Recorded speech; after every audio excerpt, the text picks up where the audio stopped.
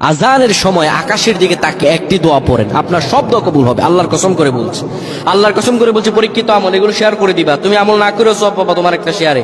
এটি যদি শুনে অন্য কেউ আমল করে তুমি আর সওয়াব পেয়ে যাবা। আজানের সময় যখন আজান হয় তখন আমরা কথাবার্তা বলি, এগুলো অনুচিত। আপনি আজানের সময় আকাশের দিকে তাকিয়ে একটি দোয়া পড়বেন। এই দোয়াটি আমরা অনেকেই পাই।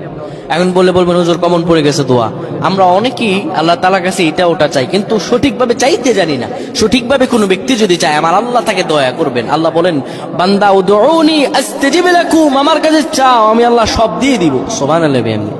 যখন আপনার আজান হয়, আজানের সময় আপনি আসমানের দিকে তাকান, তাকিয়ে আপনি বলুন, পড়তে থাকেন, আল্লাহুম্মা আনতা রাব্বি লা ইলাহা ইল্লা আনতা খলাকতানি ওয়া আনা আবদুকা ওয়া আনা আলা আহদিকা ওয়া ওয়া'দিকা মাসতাতা'তু আউযু বিকা মিন শাররি মা সানা'তু আবু'ু লাকা বিনি'মাতিকা আলাইয়া ওয়া আবু'ু বিযানবি